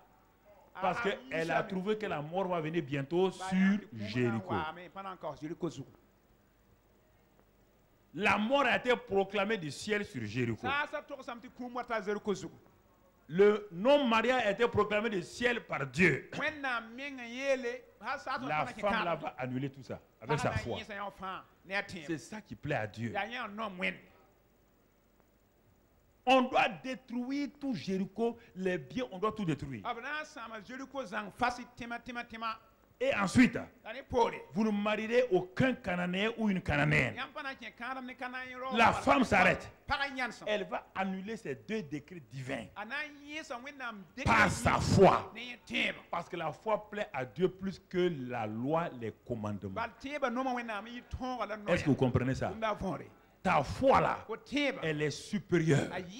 Ta foi est liée à Dieu lui-même. Ta foi reconnaît Dieu comme un Dieu miséricordieux, plein de bonté et lent à la colère, riche en bonté. Ne cherche pas à te lier à des choses. Connecte-toi à Dieu. Elle n'a pas dit à Dieu, je vais faire ton ministère. Je vais aller faire le ministère. Non, tout ça c'est secondaire. Le ministère va venir, elle sait que si Dieu accepte ça là, elle sait qu'elle a un ministère. Elle ne sait pas quel ministère, elle le sait. Elle est l'ouvrage de Dieu. Le verset qui suit, qu'est-ce que les espions vont faire? Verset qui suit, les hommes lui répondirent, nous sommes prêts à mourir pour vous. Si vous ne divulguez pas ce qui nous concerne. Et quand l'Éternel donnera le pays, nous agirons envers toi avec bonté et fidélité. Ils sont entrés dans l'alliance de la femme, oui ou non? Pourquoi tu ne t'assois pas pour tisser une alliance avec Dieu, toi? Tu as déjà fait ça? Dieu a déjà fait une alliance avec toi par Jésus-Christ. Est-ce qu'en retour, toi tu as fait un vœu à Dieu? Est-ce que tu es prêt? Beaucoup de gens ont fait des vœux et n'ont pas tenu. C'est pourquoi ils ont des problèmes. Est-ce que tu es prêt? Tu vois, est-ce que tu es prêt? Allez t'asseoir et parler à Dieu. Seigneur, je veux entrer dans le ministère, mais je ne veux pas être un pasteur ordinaire. C'est pourquoi, Seigneur, et je lisais le témoignage de Adebayo, et il parlait à Dieu quand il était jeune pasteur. Il priait. Il dit à Dieu, ah, mon ministère ne va pas. Il n'y a pas beaucoup de choses extraordinaire qui se passe dans mon ministère. Seigneur, à partir de maintenant, mets ça sur moi. Mets sur ça. L'onction de ceci. L'onction de cela. L'onction de ceci. L'onction de cela. Dieu lui a répondu. Hey, il dit tout ça là pour toi. Tu peux supporter tout ça? Il a dit, il n'y a pas de problème. Car je sais une chose. Si tu me donnes ça là, et comme moi je suis sur tes épaules, il n'y a pas de problème. Et c'est ça que Dieu lui a donné. Vous n'êtes pas exigeant avec Dieu. C'est-à-dire que vous voulez des choses farfelues avec Dieu. C'est pourquoi Dieu est étonné. Hein? Tu as vu Bintou porter et Mariam Dajenge? Tu veux Mariam Dajenge? Tu as vu simplement la jupe large de ta soeur et tu dis à Dieu, Seigneur, je veux une jupe large. Tu vas faire quoi, jupe large?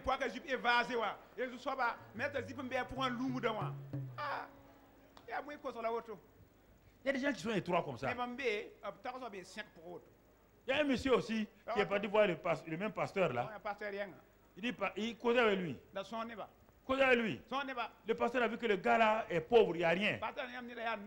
Mais le gars n'a pas, vous voyez là, même avec les grands hommes de Dieu là, il y a des gens qui sont étroits. Brusquement, le pasteur Adeboye lui a dit, je vois. Il dit, mon fils, dès demain, je vois. Dieu a mis une Mercedes neuve.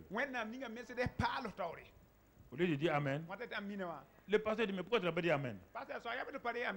Il dit, pasteur, je n'ai pas dit Amen. Parce que si j'ai Mercedes neuve là, les problèmes vont commencer. L'essence, garage. Le pasteur l'a regardé. Il dit, mais c'est ça ta foi? Il dit, mais oui. Donc tu préfères ton vélo là? Vélo, il n'y a pas de pièces, il n'y a pas d'essence. Tu es venu devant moi là pourquoi? Je viens voir mon pasteur. Dieu te donne Mercedes. Non, non, non. Que chaque fois, lui, il voit des gens partir au garage. Il voit tout le temps essence. Problème, lui, il n'aime pas ça. Et il est avec ce grand pasteur avec lequel les miracles se passent. Non, non, non. Le pasteur a attrapé sa tête. Il y a des gens qui sont dans mon église. J'enseigne. Ils ne veulent pas de bénédiction. Est-ce que tu es parmi là? C'est pas vrai.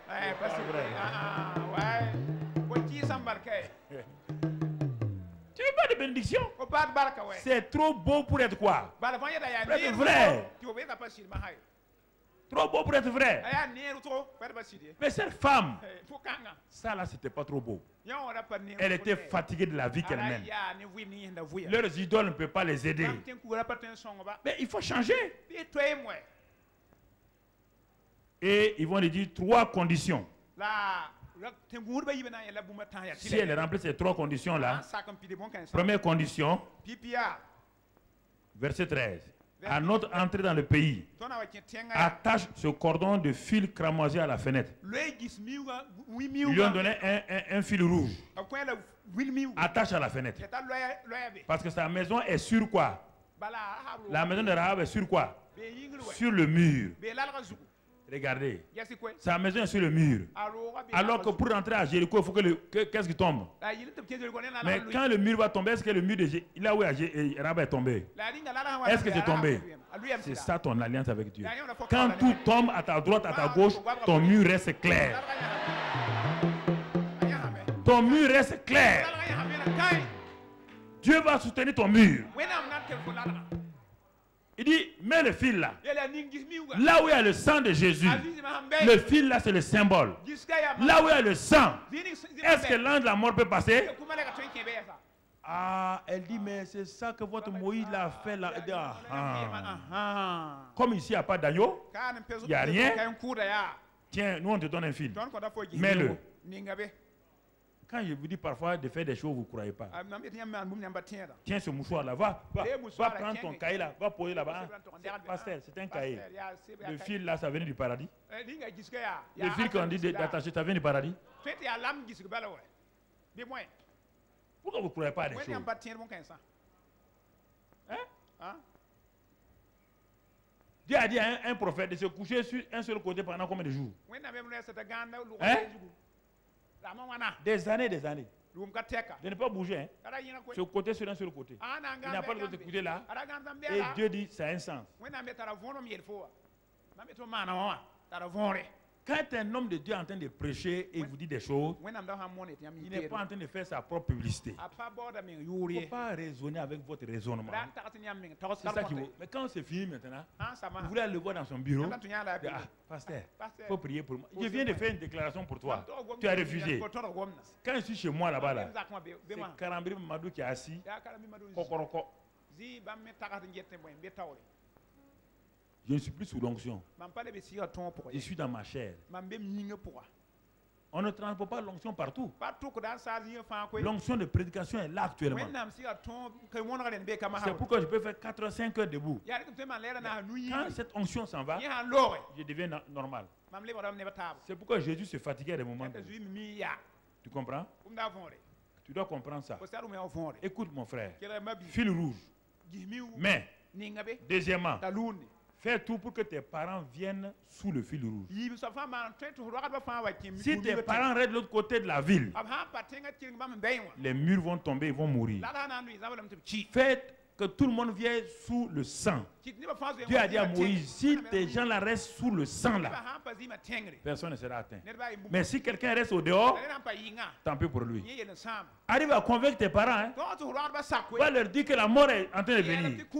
Mais que toi, ta maison devient la vie.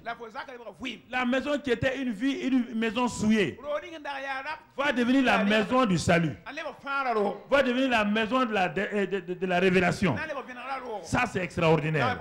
Troisième condition, si tu divulgues ce qui nous concerne, nous serons quittes du serment que tu nous as fait faire. Ah, enfant de Dieu, le secret. Vous dites des choses rapidement et le monde satanique entend et il contrecarre vos projets. Dès que vous avez un petit faux, demi-faux, demi-vraie vision, vous promenez dire à tout Satan, dit à ces démons, vous avez entendu, si cette vision-là se réalise, vous aurez affaire à moi. Le chemin que Dieu voulait faire prendre à Joseph n'est pas le chemin là. Mais quand Joseph est parti révéler, ses frères ont changé le chemin. Ils l'ont vendu, ils voulaient le tuer. Est-ce que Dieu a prévu dans le programme de Joseph qu'il doit entrer dans un trou et aller chez Potiphar? Non. C'est parce qu'il a révélé le secret. Pour rien, vous partez raconter partout des secrets que Dieu vous a donnés. Et vous ajoutez du sel. Mais quand vous parlez là, il n'y a pas que des hommes physiques qui sont là. Il y a des esprits qui sont là. Oui ou non? Ils envoient directement au quartier général. Il y a un monsieur qui est au Burkina qui a dit que Dieu lui a révélé hier que lui, dans 5 ans, Satan dit ok, démon de la peur, démon de la séduction. Tu ne crois pas à ça? Quand on est parti, quand Miché est parti, on a appelé Miché pour venir parler devant 2 rois.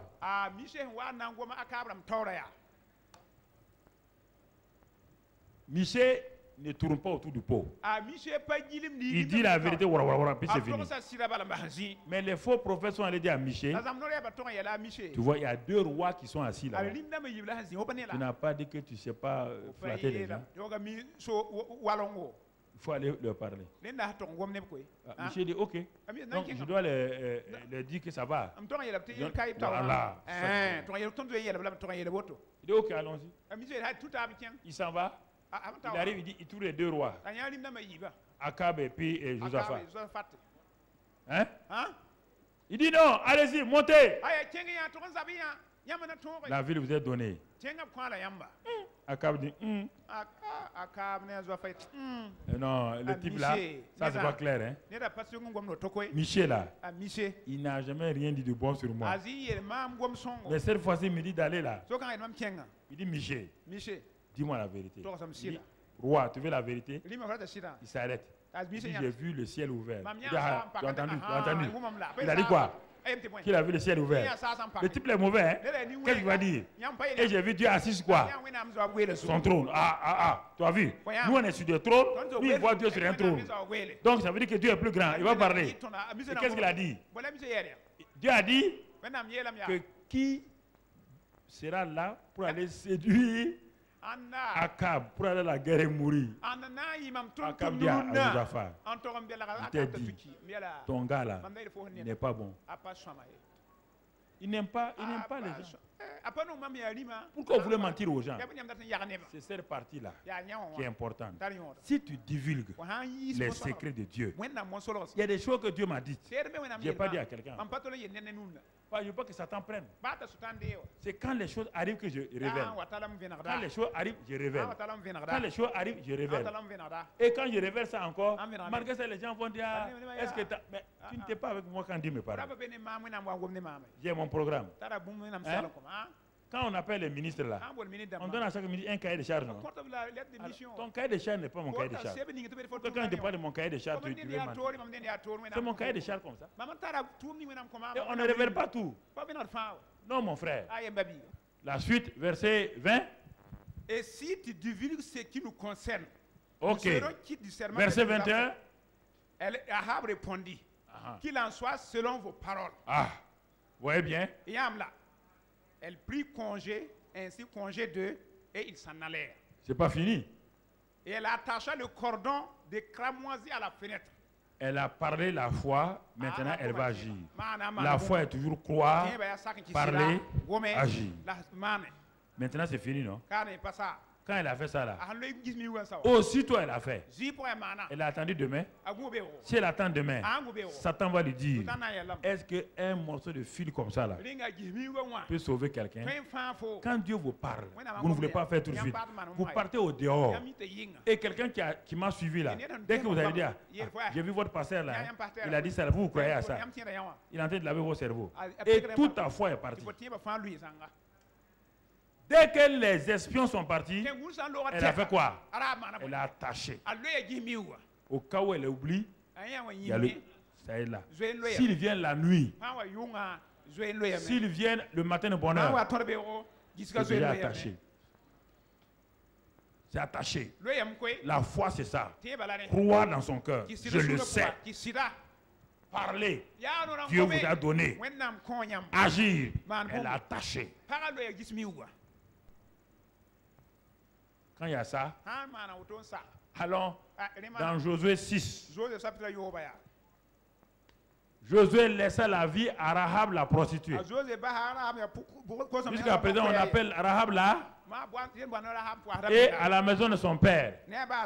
Et à tous ceux qui lui appartenaient. Maintenant, regarde. Elle a habité au milieu d'Israël jusqu'à ce jour. Il y a eu quoi maintenant? Dieu a dit dans Deutéronome 7, aucune Cananéenne ne doit se marier là-bas. Quand elle a fait ça là, elle a dit à Dieu, ton décret est annulé. Concernant moi, Rahab là, et ma famille là, j'annule ton décret. Et je transfère ma famille de l'autre côté. Les gens disent c'est orgueil. Quel orgueil? C'est ça la foi? C'est ça la foi. Ce n'est pas fini. Pas ça, ouais. Elle n'a pas seulement transféré. Après, il se béba. Elle n'est pas devenue une prostituée, une Rahab nouvelle avec une ancienne vie de prostituée. Non. Matthieu 1, verset 5. Matthieu chapitre Allons dans le Nouveau Testament maintenant. Matthieu chapitre 9. 3000 ans plus tard, on va nous révéler qu'est-ce que Rahab est devenue. Salomon engendra Boaz de Rahab. Salomon, Salman, c'est pas Salomon lui-même. Salman engendra Boaz de qui? Salman engendra Boaz de Rahab. Le grand-père de David là est venu de qui? Rahab. Hein? Sa mère s'appelle qui? À Jésus. Est-ce qu'on a dit Rahab la prostituée?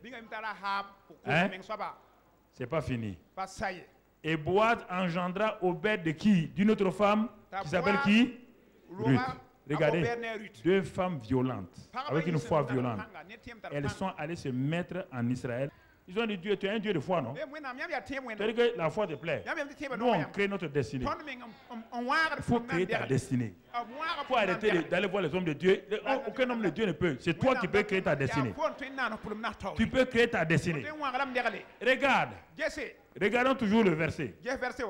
Et ensuite, on dit généalogie de Jésus-Christ, fils de David, fils d'Abraham. Généalogie.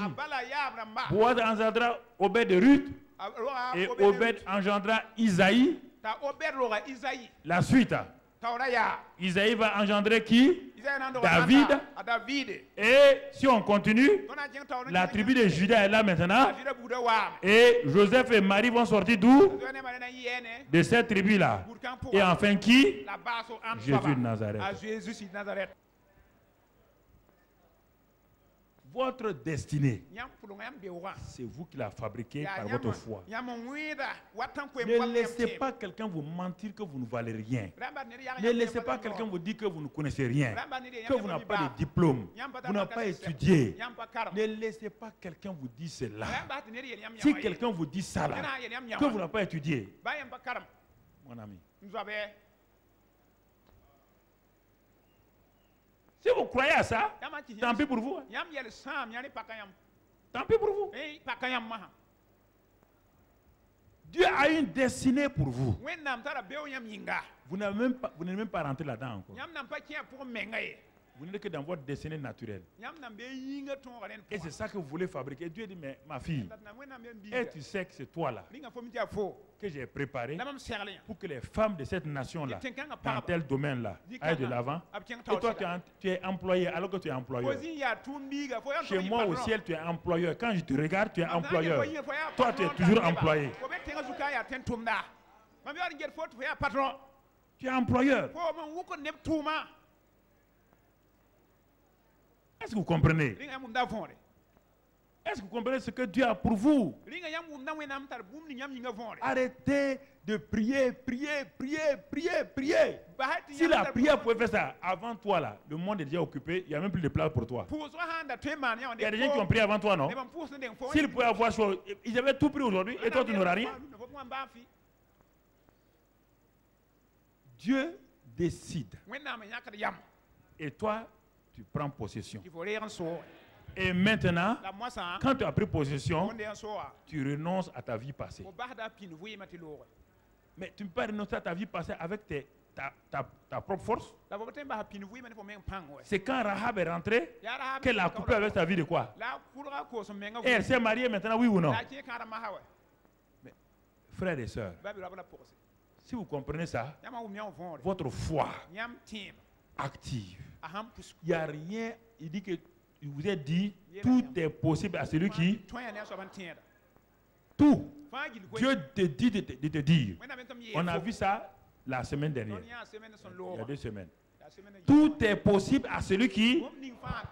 Et sans la foi, il est impossible. Et si tu crois, tu verras quoi? Tu veux voir la gloire de Dieu? Alors crois, parle, agis. Et la gloire de Dieu va se manifester dans ta vie, dans ton travail, dans ta maison. La gloire de Dieu va te suivre. J'ai dit que la gloire de Dieu va te suivre. La gloire de Dieu va t'élever. La gloire de Dieu va te célébrer. La gloire de Dieu va se manifester. Dis avec moi, Seigneur. Seigneur, je me positionne aujourd'hui. Je refuse de marcher comme j'étais. Je refuse ma destinée naturelle, alors que j'ai une destinée surnaturelle que je n'ai même pas abordée encore. Seigneur, je sais une chose, que lorsque ma destinée surnaturelle va se manifester, les gens ne me reconnaîtront pas. Car là où il y a le Saint-Esprit, qui est l'esprit de destinée, il y a des miracles, il y a des signes, il y a des prodiges. Et c'est pourquoi aujourd'hui, Seigneur, me voici. Accomplis ma destinée. Celle que tu as préparée là, révèle-moi. Et je vais entrer en alliance avec toi. Comme Jacob l'a fait.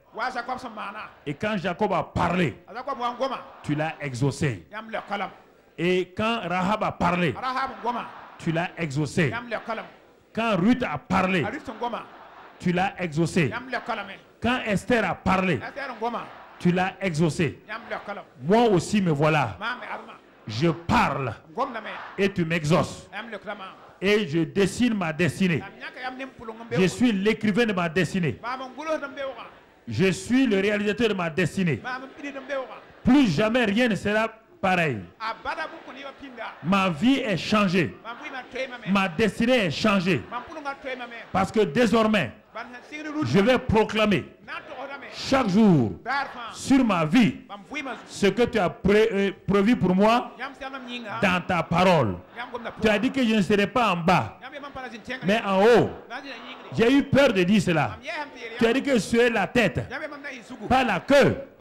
J'ai eu peur de dire tout cela. Tu as dit que je pourrais toutes choses par Christ qui me fortifie. J'ai eu peur de proclamer. Aujourd'hui, je mets la peur au dehors. Et je suis courageux, courageuse. Je prends le risque, comme Rahab, de dire ce que Dieu a dit, de faire ce que Dieu me dit de faire. Et alors, au grand étonnement de mes parents, de mes amis, de mes voisins, ma destinée s'accomplit. Seigneur, je suis en route pour l'accomplissement de ma destinée céleste. Je ne serai plus pareil. Ma destinée, écoute-moi, tu apparais maintenant. Ce que Dieu a préparé avant l'éternité, tu apparais. Tu m'appartiens. Ma terre promise, tu m'appartiens. Moi, par ma foi, je prends possession de toi. Et à cause de cela, tu t'accomplis maintenant. Merci Père. Cela est fait. Cela est écrit dans les livres des œuvres, dans les cieux. Cela s'accomplit pour la gloire de Jésus-Christ. Amen, amen, amen, amen. Amen. Cela est accompli.